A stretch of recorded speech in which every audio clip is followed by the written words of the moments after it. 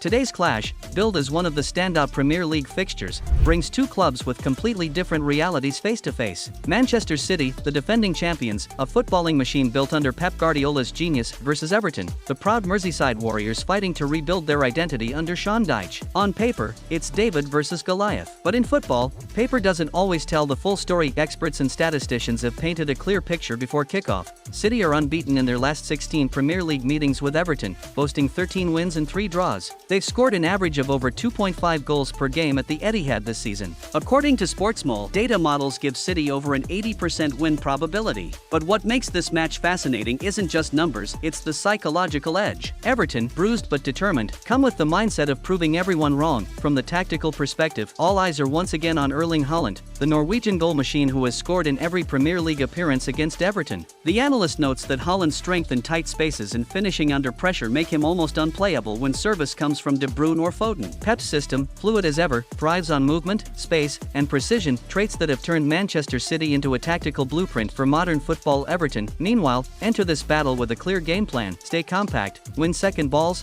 and hit City on the break.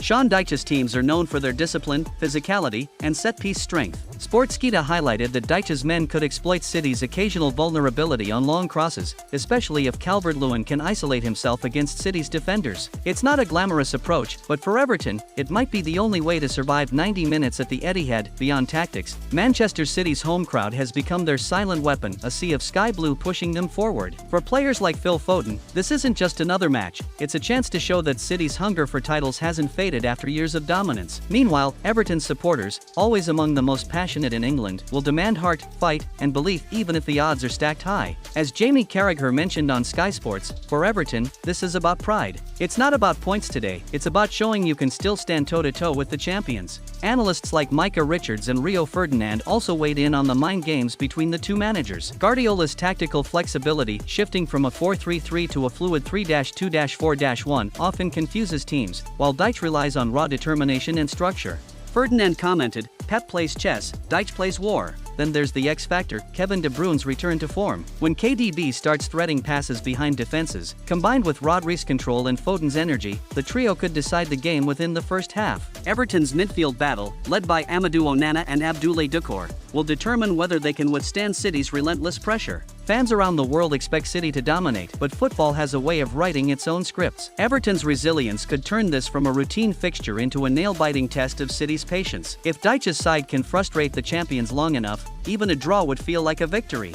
Today, Molineux Stadium hosts a vital Premier League clash between Wolverhampton Wanderers and Burnley FC, a match that could define both clubs' chances of avoiding relegation this season. Wolves have struggled to find form under Vitor Pereira, scoring few goals and conceding too many, while Burnley, led by Scott Parker, have shown flashes of resilience, especially in defense. Both teams know that every point counts, and the intensity is expected to be high from the first whistle. Jamie Carragher, speaking on Sky Sports, highlighted Wolves' defensive vulnerabilities, emphasizing that Burnley could exploit their mistakes. He said, "Wolves need to tighten their backline or risk conceding early." Burnley have players who thrive in these tight, pressure-filled games. Carragher predicts that Wolves' home advantage gives them the edge, but the match will be a battle of patience, with Burnley looking to frustrate and counterattack. He stressed that midfield control and disciplined defending will be crucial for both sides to avoid mistakes. Paul Merson offered his view, combining stats and experience. Historically, Wolves have had the upper hand in this fixture, but Burnley's grit in recent seasons makes them dangerous in tight situations. Expect a tense, tactical battle, with both sides cautious initially. Merson believes Wolves' attacking talent, particularly in wide areas,